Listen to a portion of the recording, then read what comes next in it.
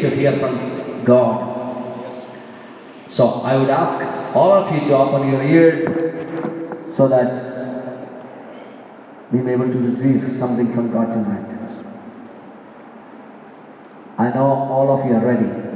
I am also ready to listen. And it's my pleasure and it's my joy, it's my honor and privilege to call upon today's speaker, the speaker of this hour. And God has anointed him, and I'm sure that he will speak what God has spoken to him. And it's also, when I call both of their names, both the preacher and the translator, give them a warm welcome from CITS family, Reverend Nikhil Rajagupta, along with him, Reverend Kailash.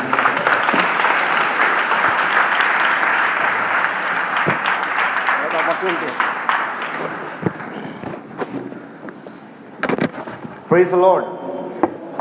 Really, it's an honor to be here in this manner to share Lord's word with you. और इस तरह से परमेश्वर की उपस्थिति में होकर आप सबों के सम्मुख में होकर ये मेरे लिए आदर की बात है. Thank you, Reverend Jose, for a wonderful time of worship that we had been enjoying in the presence of God. और रेवरेंड जोस के लिए धन्यवाद देते हैं कि परमेश्वर की उपस्थिति में हमको एक आनंद की महसूस दिलाया.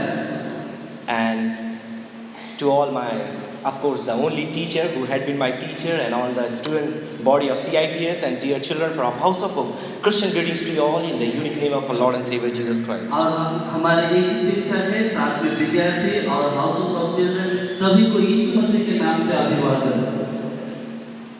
Hetty Green was a lady who lived in one of the cities of the United States named as New York. और न्यूयॉर्क में यूनाइटेड स्टेट जो हेटी ग्रीन बोल के एक महिला थी. And this lady was known for two things. और ये महिला दो बातों में जाना जाती थी. One, that she was multi-millionaire. और एक वो सबसे ज़्यादा पैसा वाला. Yeah, of course he translated that, but actually what I meant, she was one of the richest lady in the early part of 19th century. और जैसे ट्रांसलेशन कर रहा है वैसे वो सबसे ज़्यादा जो धनी महिला नहीं थी जो 19वीं शताब्दी के शुरुआत में. And the second thing she was popular for was her stingy nature. और उस सदर में वो उसका जो कंजूसपन में वो बहुत सा पॉपुलर या व्याख्यान को पाया था. She had a lot of money that she has accumulated through the business that she was involved in. और जो व्यवसाय कर रहा था उस समय में उसने बहुत सारे ऐसे पैसे उसने इकट्ठा कर पाया. But she would leave only one wardrobe and inner garment until it is torn off. और जब तक वो एक भी कपड़ा नहीं खरीदता था जब तक वो कपड़ा संपूर्ण रीति से फट ना जाए. And she only lives in omelette and bread. और वो खाली अंडा और रोटी खाता था.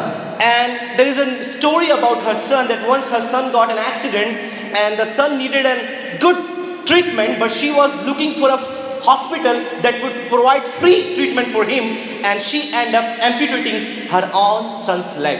और ऐसे एक बार ऐसा होता है कि उसका जो बेटा था उसको सही उपचार नहीं होने के कारण से उसका बेटा वो मर जाता है. She had to amputate her own son's leg because she didn't give him sophisticated treatment that he was needed in the hour. और उसका पैर को काटना पड़ा क्योंकि जो सही समय में उसने पैसा को नहीं दिया था. And she died और वो मर गई with having to use no money that she had along with her.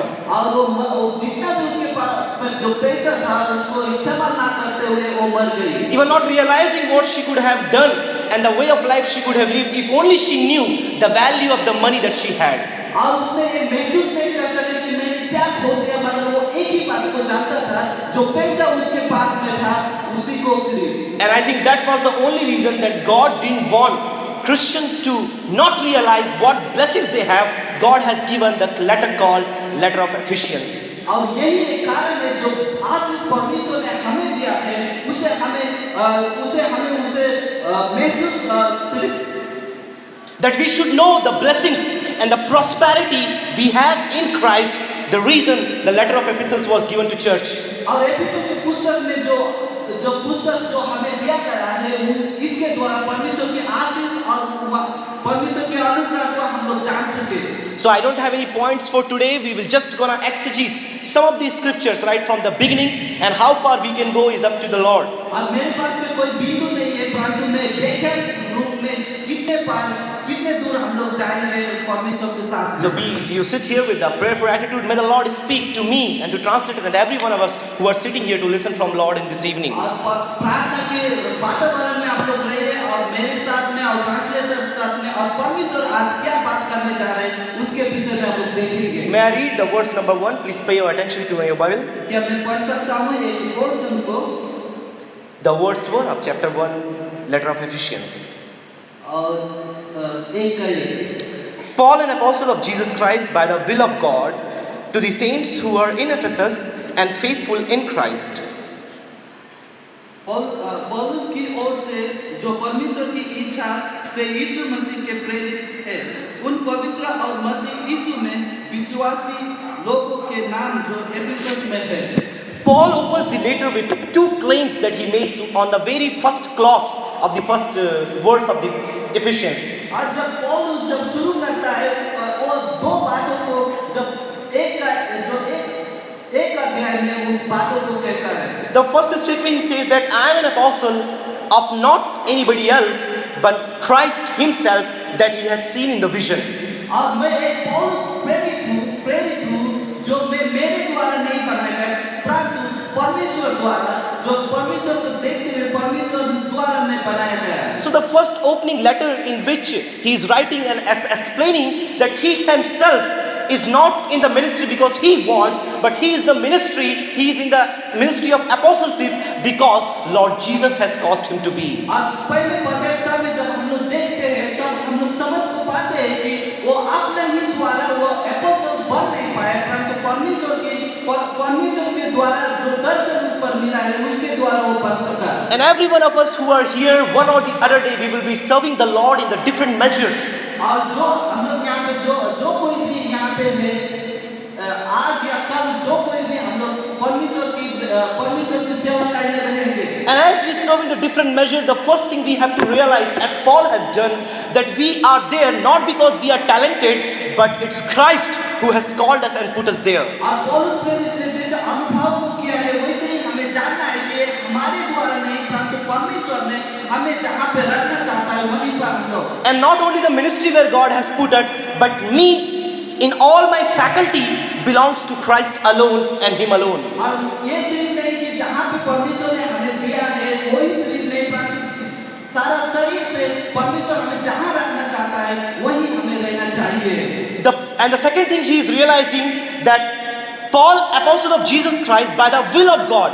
And the second part of the first clause of the sentence, he says that he is there because of the will of God. और जो दूसरा जो पद में जो sentence में हम लोग देखते हैं कि जो पौलुस प्रेरित जो परमेश्वर की इच्छा से हुआ है। Because the ministry of apostleship is a ministry of power. और जो पौलुस प्रेरित का जो सेवक है वो शक्ति का सेवक है। Everyone cannot be an apostle. जो कोई भी प्रेरित बन नहीं सकता। To be an apostle, you need to have an extraordinary power. Not only that you can preach, but you got to perform a multiple miracles by which you confirm the fivefold ministries that the Word of God has given us within a personhood. और जो प्रेरित होने के लिए जो कोई भी कर नहीं सकता और प्रचार के द्वारा सिर्फ नहीं होता परंतु जो शक्ति और जो क्षमता है जो छुटकारा होता है उसे भी हमें काम में लाना पड़ेगा। So one thing is clear that he is in the ministry and he is a property that belongs to Christ, and the apostleship ministry he has been given to him by God and God alone. और एक बात स्पष्ट रूप से clear होता है कि जो परमेश्वर की सेवा का दिया है वो खुद के द्वारा नहीं परंतु परमेश्वर द्वारा है। And the power of apostleship that he has been delegated to him by God himself. और जो शक्ति जो प्रेरिताई की जो शक्ति उसे दिया गया है वो परमेश्वर द्वारा सिर्फ दिया गया है। And my dear friends, if you could only remember this fact in the opening statements that Paul writes in the Ephesians, I think the lot of problem that we have in the ministry, I should call it as a failure, will be gone away. आज मेरे प्यारे मैं आप लोगों को बताना चाहता हूँ कि जो शुरू में जो बातें आप लोगों को यहाँ पे लिखा तो जो हम लोग हार को देख पाते हैं वो हम लोग देख नहीं पाएंगे। A little popularity people get and they happen to be in the higher positions, they forget to whom they belong and who has delegated that power in their hands. और जब कभी भी उसे जो पॉपुलैरिटी या व्याख्या जो हो जाते हैं तब उन लोग भूल जाते हैं कि क्या अधिकार उसे दिया गया है और क्या कार्यभार उसे दिया गया है। They begin with a lot of humility, but as they move forward, there is a sense of pride that fills them just because they are growing up. और जब उन लोग सेवा में शुरू करते हैं तो वो बहुत ही नम्रता से शुरू करते हैं, परंतु जब वो बढ़ते जाते हैं तब वो घमंड से भर जाते हैं। And that's what Paul teaches us when we read this scripture in this evening and try to meditate and learn something for our life. We should know that we belong to Christ and the power we have might be for apostasy, might be for evangelism, might be for an apologetic, might to be a counselor, or might be to a pastor in a small church is given to you by God Himself. And that's how different ministries that you are called to do. और यही सब सेवक है जो परमेश्वर ने आप लोगों को बुलाया है। And let's move forward, look at the second verse of the epistle and see that what else Paul has unfolded in the very part of it. और दूसरे वर्ष में हम लोग देखेंगे जो पौलुस प्रेरित ने जो कोई भी व्याख्या किया हुआ है। Verse 2 to 4, the second part. Grace to you and peace from God our Father and the Lord Jesus Christ. Blessed be God and the Father of our Lord Jesus Christ, who has blessed us with every spiritual blessing in the heavenly places in Christ, just as He chose us in Him before the foundations of the world, that we should be holy and without blame before Him in love. हमारे पिता परमेश्वर और प्रभु यीशु मसीह की ओर से तुम्हें अनुग्रह और शांति मिल रहे। हमारे प्रभु यीशु मसीह के प्रेम और पिता का धन्यवाद हो कि उसने हमें मसीह में स्वर्गीय स्थानों के सब प्रकार की आत्मिक आशीष दी है, जैसे उसने हमें जगत की उत्पत्ति से पहले उसने चुन लिया कि हम उसके निकट प्रेम और पवित्र और निर्दोष हो। There are multiple things as you go through you can find that could be taken and spend time to interpret. और ये बहुत सारा समय लगेगा, बहुत सारे चीजें पाए जाता है जो व्याख्या करने के लिए समय लगेगा। But one important thing I say that makes Christianity and other religion a difference of a huge chasm. और हम लोग देख रहे हैं कि एक बात है जो मसीहत और दूसरा धर्म में पाया जाता है। As you all had been a student of religion, you know that the only difference that we find as a big difference between all the religions and Christianity, that Christianity is a God search for man and other religions are man's search for God. और मसीहत में आप लोग जैसे अध्ययन कर रहे हैं आप लोग जान पाएंगे कि मसीह लोगों को खोजता है, परंतु हम लोग देखते हैं कि दूसरा रिलीजन में हम लोग देखते हैं कि मनुष्य परमेश्वर को ढूंढते रहता है। We see that in verse 4 Paul talks about the election of God, that God has chosen you. It's not you that you choose to come to God, but God has chosen you. और हम लोग चार पद में आते हैं और यहाँ पे हम लोग देखते हैं कि जो इलेक्शन जो परमेश्वर मनुष्य को चुन। Because in verse 2 and 3 he is praising God and is coming to verse 4 and immediately unfolding the mystery that it's not you by your will and your knowledge have come to know God, but it's God who has chosen you and given you privilege to believe in Him. और 2 और 3 में सराहना करता है, परंतु जब 4 में आता है तो बोलता है कि आपने अपना स्व इच्छा से नहीं, अपने शक्ति से नहीं, परंतु परमेश्वर ने जो आपको दिया है उसी द्वारा आप उद्धार को पाते हैं। A lot of people, they always feel, so much, think in their heart that we are here because we have come to know Lord,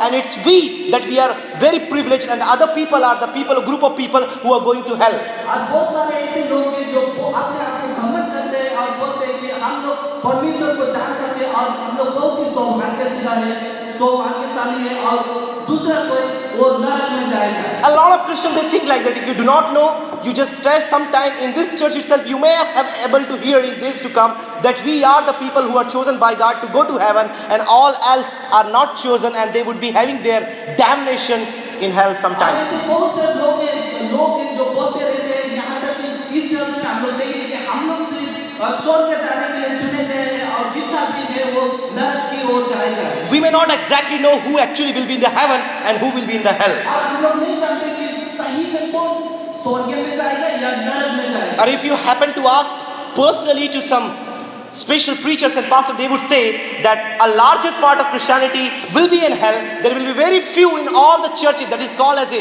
universal church, will enter in the God's glory. आप बहुत से प्रचारक तो यदि आपको पूछेंगे तो उन लोग बोलेंगे कि ज्यादा से ज्यादा जो मसीहा थे वो नरक में जाएगा, और जो यूनिवर्सल जो चर्च है उसका जो पार्ट रहेगा वही स्वर्ग में सिर्फ जाएगा। And the reason for that they give is this, that people who know Bible do not live by it, but people who do not live, but some way they want to live their life as a of God.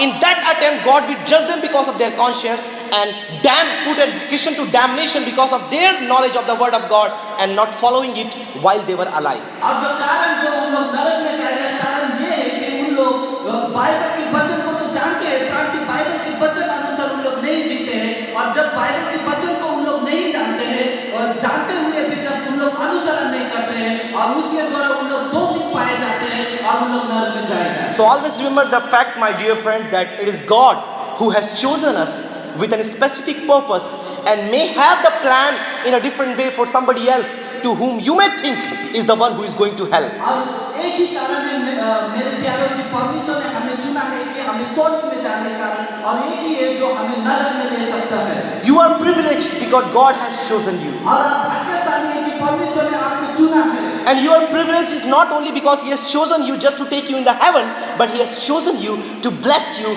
with the multiple blessings. और परमेश्वर ने आपको चुना है सिर्फ स्वर्ग जाने के लिए नहीं, परंतु आशीष और बहुत तरह की आशीष देने के लिए। As you spend some more time, you would able to see that He talks about predestination, He talks about adoption, He talks about the riches in Christ, He talks about the blessings that you spend, you receive while you live on the earth, and the blessing that are to come when you are with Lord. और जब आप लोग पढ़ते रहेंगे तब आप समझ में पाएंगे कि पहले से न्याय किया हुआ और लेपनपन और बहुत ऐसे सिद्धांत पाए जाते हैं जो पौलुस प्रेरित यहाँ पे बता रहा है। And nowhere he says that it's something on our behalf that we have done, that Christ has chosen us or that has caused in some way to accept us in His family. और ऐसा कहीं पे नहीं लिखा है कि यीशु मसीह ने हमें कायल किया है कि हमें उसके परिवार में भाग्य उसमें हो सके।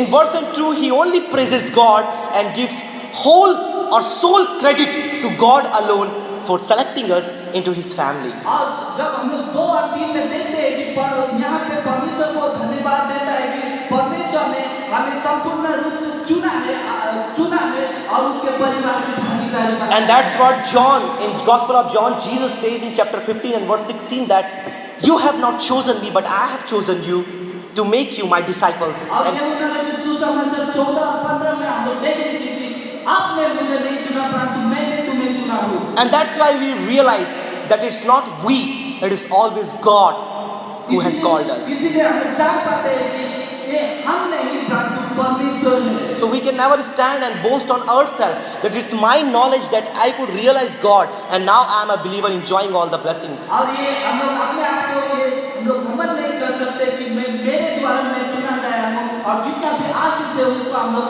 मजा कर सके। Paul says I boast in Christ because He is the one that has caused me to believe in Him and serve Him in the different measures as an apostle. और पौलुस कहता है कि यीशु मसीह के कारण से उसने मुझे कायल किया है कि मैं उसमें विश्वास कर सकूं और उसके भागीदारी हो सकूं। Let's keep moving to verse number 5 and 6. और 5 और 6 में हम लोग देखेंगे To the praise of His glory, of His grace, by which He has made us accepted in Beloved. In Him we have redemption through His blood, the forgiveness of sin according to the riches of His grace. और अपनी इच्छा के भले अभिप्राय और अनुग्रह हमें अपने लिए पहले से ठहराया है कि यीशु मसीह के द्वारा हम उसके लेपापालक पुत्र हो कि क्योंकि उसके उस अनुग्रह की महिमा की स्तुति हो, उसने हमें उस प्रिय में सेत में दिया। Now again the verse 5 and 6 again unfolds a mystery and an important aspect of a life of a believer that he has been adopted in the family of God. और हम लोग 5 में देख पाएंगे कि वहाँ पे एक रहस्य को बताता है कि उसके लेपापालक के द्वारा हम लोग उसके लेपालक के लिए चुने गए हैं। And you by the process of adoption has been added into the family of God. और परमेश्वर के परिवार में आप जुड़े गए क्योंकि लेपाला की ओर से। And unless you study the context in which Paul was writing, you will never be able to understand what does it mean to be adopted. और जब तक आप ये जो पौलुस का जो जिस कंटेक्स्ट में ये संदर्भ में वो लिख रहा है उसको नहीं समझे तब तक आप पौलुस पे किस तरह से लिख रहा है उसको समझ नहीं पाएंगे। Because in our context, the meaning of adoption and the meaning of parenthood, meaning of a father has been completely changed. और जो हमारे संदर्भ में वो जो एडॉप्शन जो लेपालक है और जो पेरेंट जो अभिभावक है और जो मम्मी जो फैमिली है वो सब रीति से परिवर्तन हो चुका है। I still remember Reverend Joe's teaching us EPCP while we were in BDH. और मैं अभी भी स्मरण करता हूँ दो सर जो EPCP BDH के समय And forcing us to cram up the Greek vocabulary as much as we could. और जितना भी जो ग्रीक वोकैबुलरी था उसे हमें याद करने के लिए बोलते थे। If I am not missing, it was around 50 some vocabularies in that single thin note. और मैं कोई नहीं छोड़ रहा तो शायद 50 रहेगा जो नोट में उस नोट में पाया जाता है। And well, thank God for that. That is helping in some way as we look back to the past and try to understand the word today. और परमेश्वर के लिए उसके लिए धन्यवाद वो हमारे लिए बहुत ही सहायक है जो जब हम भूतकाल को देखते हैं। So I came across a word in those days. It was patria protesta.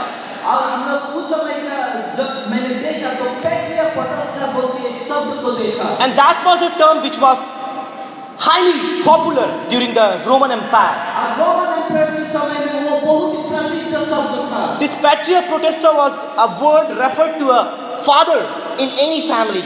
और पैट्रिया प्रोटेस्टा जो वो जो परिवार में कोई भी परिवार में वो पिता को दर्शाता था। Means the father has sole authority over their children and entire family. और पिता को अपना परिवार के और अपना बेटा बेटी के ऊपर में पूरी तरह से अधिकार था। He can torture them.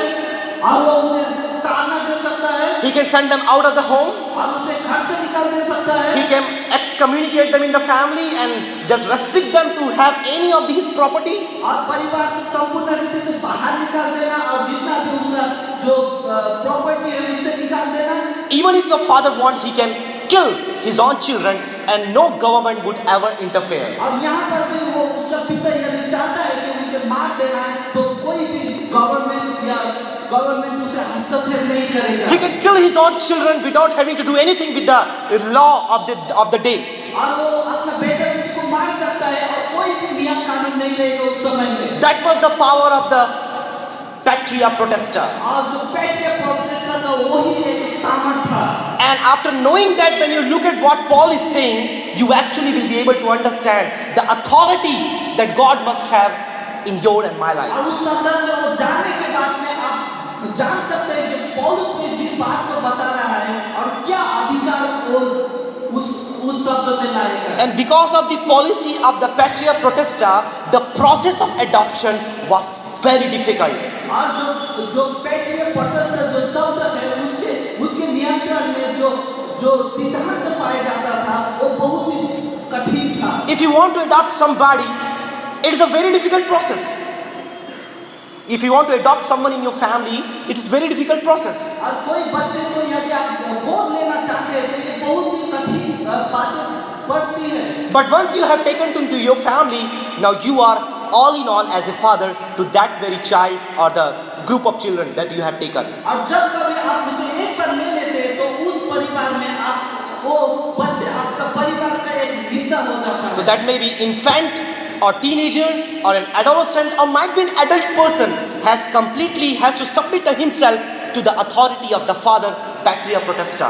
और वो शायद छोटा बच्चा हो सकता है या टीनेज हो सकता है या बड़ा बच्चा हो सकता है परंतु जब वो एक बार लिया गया है तो संपूर्ण रीति से उस पिता का अधिकार में होता है। And that's what I think in this evening Paul wants to communicate to us, that no matter from which family we have come, once we are in the family of God, we are under patria protesta. और इसी बात को पौलुस प्रेरित बताना चाहता है कि कोई परिवार में क्यों ना हो परंतु जब हम लोग अधिकार में आते हैं, नेत्र पालन में आते हैं तो हम लोग उस पेटियम पॉडकास्ट का हम लोग अधिकार में रहते हैं। Of course, not to tell you that God has authority to kill you, but help you understand that you have to give everything to God as the sole authority of your life. अब mission ये नहीं कि परमेश्वर आपको मारने जा रहा है, परंतु जो अधिकार परमेश्वर ने आपको दिया है उसे आपको इस्तेमाल करने के लिए। Because the process of adoption makes you a new person.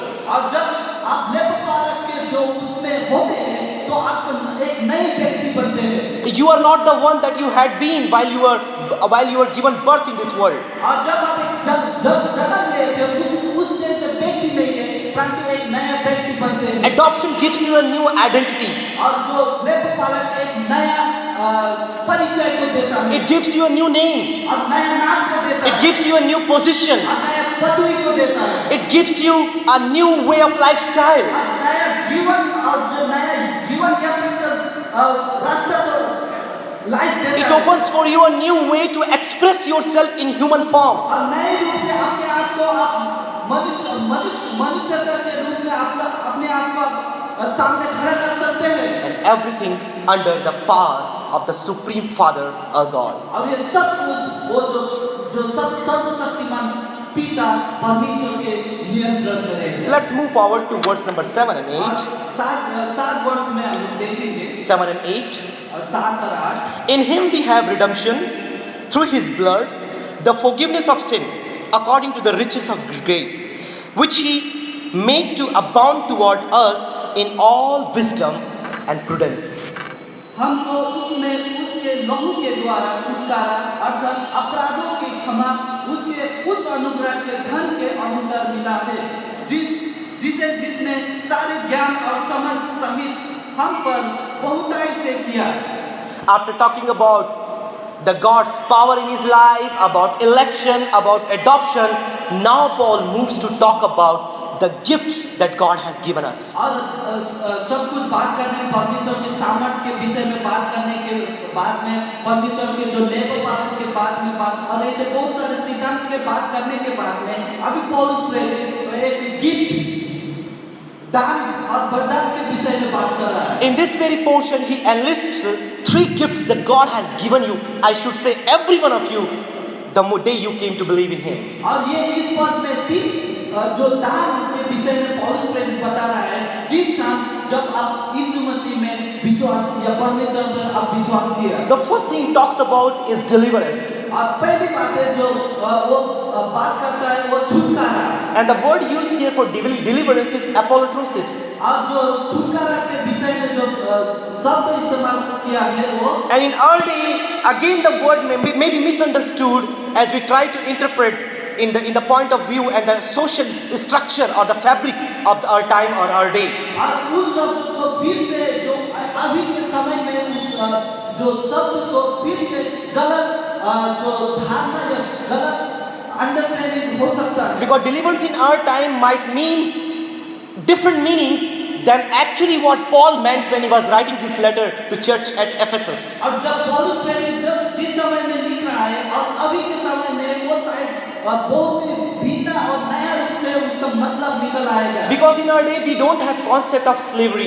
और क्योंकि अभी के समय में वो दासत्वपन का कोई भी आइडिया या कांसेप्ट नहीं है। But in the day when Paul was there as an apostle serving in the different parts of Asia Minor and Greece, there was a prevalent concept of slavery in which you keep people as your slave under your subjugation. और Asia minor Greece और रोम के उस जगह में वहाँ पे जो slavery या दासत्वपन का वो प्रथा या काम था चल रहा था। For them the word deliverance means a lot. और उस लोगों के लिए छुटकारा ये बहुत ही मायने को रखता है। When a Roman reads this very words, the vocabulary, it means a lot of things for him. और जब एक रोमी जो ये शब्द को पढ़ता है उसके लिए ये शब्द बहुत ही मायने को रखता है। Being slave meant that you have nothing as human being to express yourself in the society. और एक मनुष्य होने के साथ में एक दास होने के साथ में आपको समाज के सामने कोई भी आप एक्सप्रेस कर नहीं पाएंगे। You were almost equal while you are treated as an animal.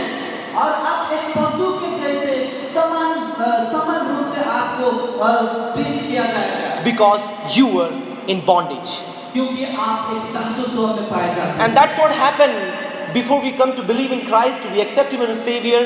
We all were bound in the bondage of sin and Satan. और इसी तरह से जब हम लोग यीशु मसीह में विश्वास करने से पहले हम एक बंधुआई में था और वो बंधुआई शैतान का। And Satan was keep selling you from the different agents of sin, one after another, one after another, one after another, fulfilling all your immortal pleasures. और शैतान आपको आपके जीवन में एक बाय एक वो बिक्री करते जा रहा है और जितना भी आपका जो नैतिक जो सिद्धांत और जो प्लेजर्स है उस सभी को वो एक अनैतिक रूप में उसे इस्तेमाल किया। You had been addicted to one thing and then you move forward and here come you got addicted to other thing and you just your life, if you look at the past, you were in bondage. और कोई बातों के लिए आप बहुत ही उसमें तल्लीन थे, उसके बाद में दूसरी बातों के लिए आप तल्लीन में थे, ऐसे करते आप बॉन्डेज में या आप बंधुआई में पाए जाते हैं। But Paul says that you are delivered by the God. परंतु पौल कहता है कि परमेश्वर द्वारा आप छुटकारे को पाए हैं। The same God elected you in the later time of your life has delivered you from the different slave or the slavery that you are found under the subjugation of Satan. और वही परमेश्वर जिसे आपको छुड़ाया है, आपको छुटकारा दिया है। He has delivered you from the subjugation of sin. और शैतान के वो प्रभाव से आपको छुड़ाया है। And you are free now.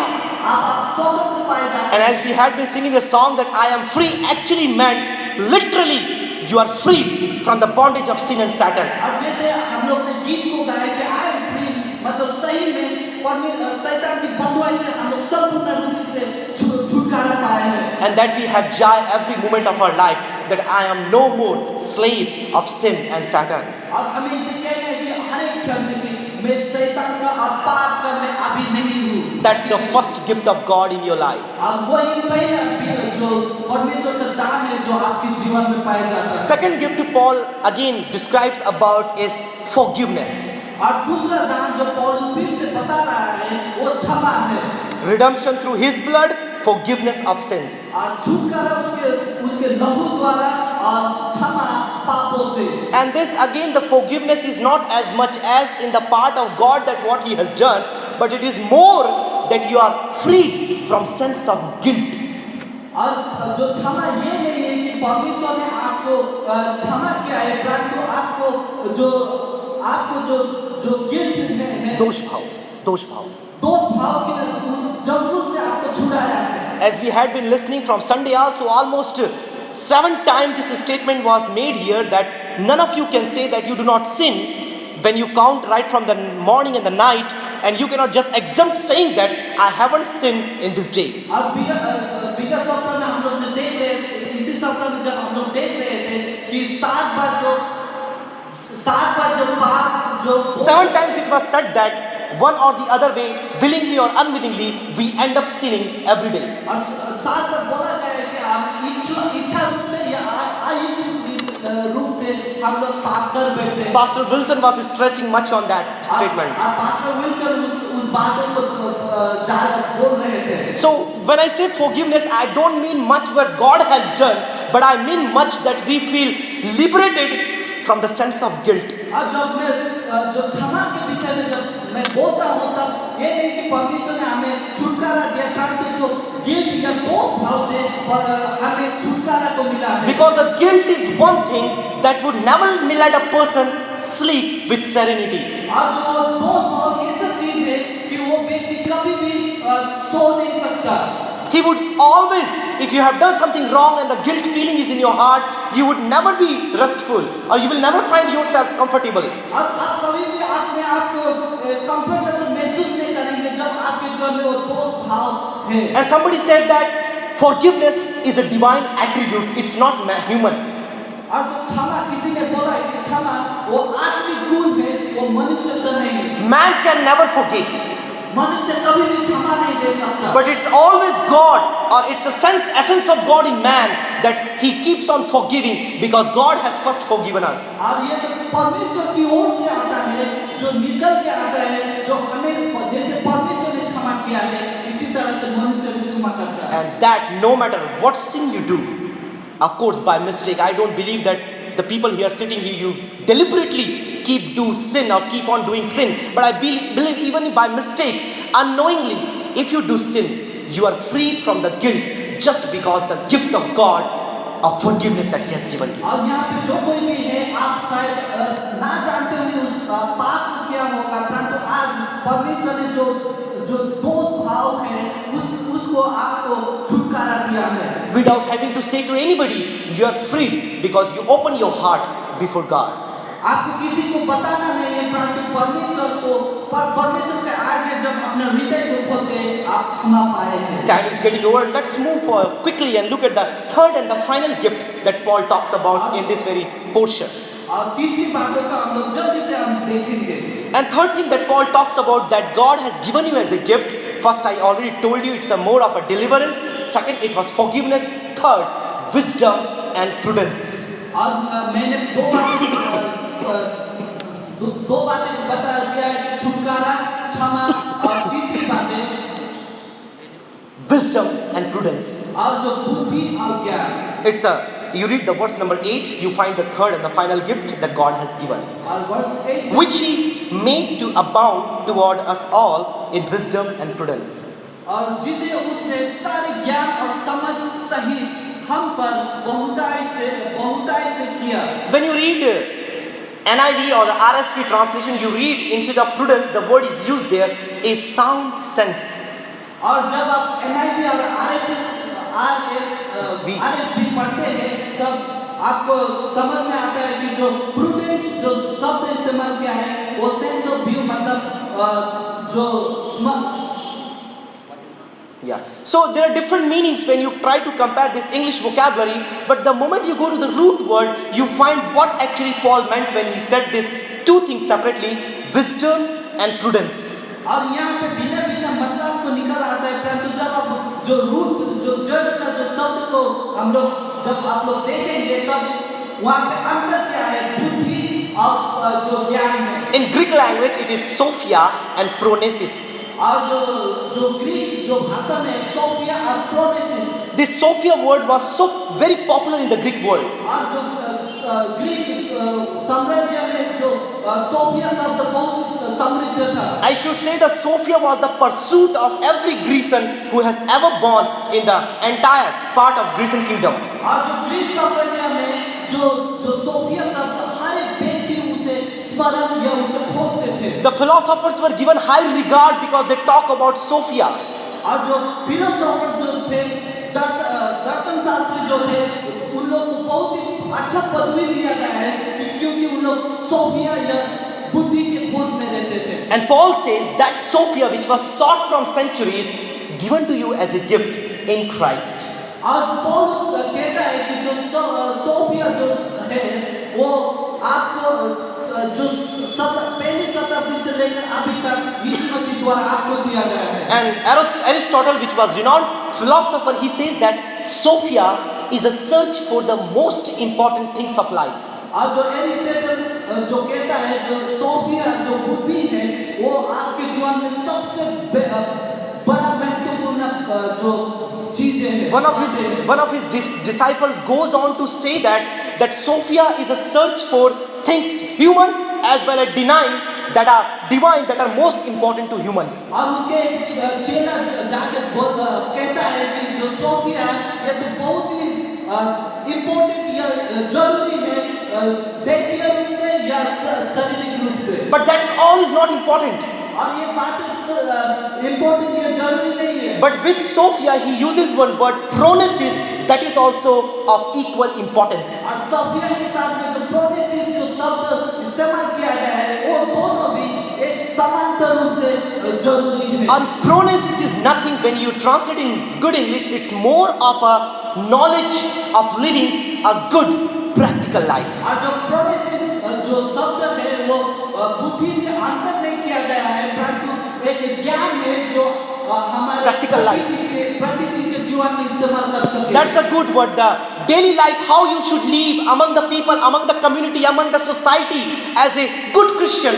That is the word pronesis. और प्रतिदिन के जीवन में जब आप समाज में लोगों के बीच में किस तरह से जीते हैं उसी को जो जो शब्द इस्तेमाल किया promises, You could say the art of life. That's a better word. और आप उसे आर्ट ऑफ लाइफ बोल सकते हैं। So a lot of people who have much knowledge and wisdom who comes in the circle of Sophia but do not know how to live it in their practical life. और जो जो बहुत सारे ऐसे व्यक्ति हैं जो सोफिया या बुद्धि के बातों में घिरे रहते हैं, परंतु जब उन लोग आते हैं तो प्रैक्टिकल लाइफ में प्रतिदिन के जीवन में कैसे जिया जाता है उसको समझ नहीं पाते। And on the other part, there are a lot of people who are able to live a good practical life, but when it comes to rational argument or the philosophizing, they give up and move. और दूसरी ओर हम लोग देखें कि बहुत ऐसे प्रतिदिन के जीवन में उन लोग अच्छी तरह से आ जाते हैं, परंतु जब उन लोग जो आर्गुमेंट होते हैं, जो रेशनल जो आर्गुमेंट होते हैं,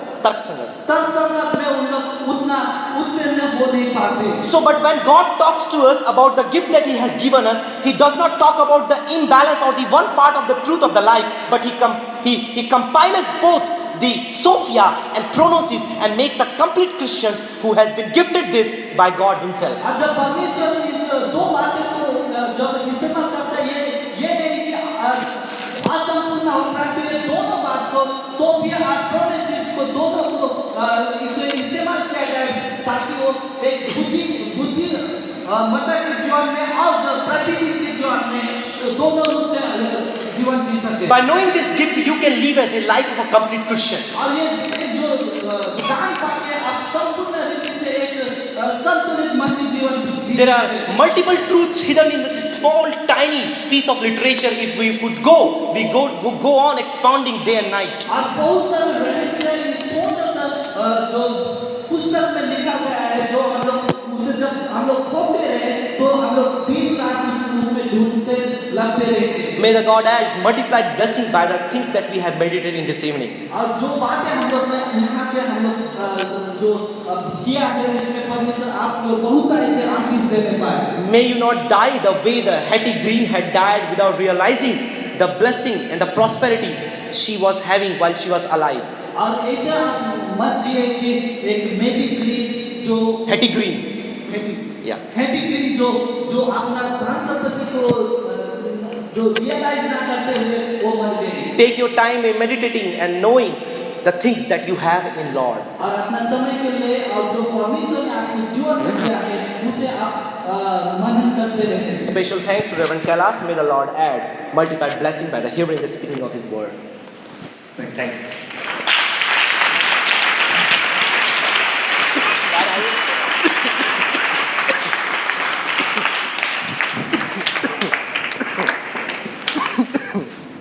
सबसे आखिरी में जो निकलने वाला यह था कि परमेश्वर अपने बड़े आशीषों को कैलाश के ऊपर बरसाने पाए। Praise the Lord, hallelujah. लेकिन कैलाश ने उसको ट्रांसलेट नहीं किया है, इसलिए मैंने आप तक उस बात को पहुंचाया है। Praise the Lord. When he said, जब निखिल ने इस बात को कहा कि उस लेडी के बारे में जो अपने संपत्ति को बिना जानते हुए अपने, of course sometimes she knew, but since she was stingy, she was miserly living, she was not giving, spending, and not understanding the value of life. Just remembering Professor how few times he has told us, dear ladies and dear brothers, you are sitting, dear brothers and sisters, you are sitting on a gold mine with a big bulldozer, not knowing that underneath there's gold. Khazana. Sone. Of course, we are blessed with a lot of blessings in the heavenly places in Christ. Thank you, Reverend Nikhil, that you refreshed my soul once again, bringing all those Greek vocabularies. Thank you very much. It's a blessing from God that we can remember once again what God has done for us. If you are not understanding this, that He has chosen us before the foundation of the world, He has selected us. He has forgiven us, has adopted us in the beloved with His great love. And we are also, हमें स्वर्ग में सब आशीषों से परमेश्वर ने भरा है। कितने लोग विश्वास करते हैं?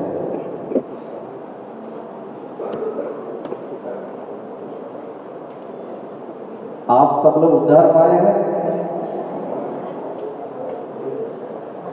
आप सब उद्धार पाए हैं? Are you saved? Really saved? So then, let us understand what all the blessings that we have. I said, let us understand.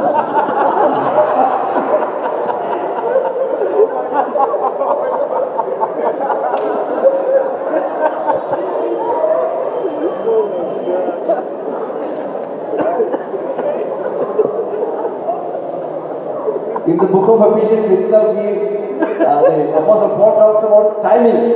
Let us understand time. They understood the time, that's why they understand or understood the stand. Okay, let's all stand.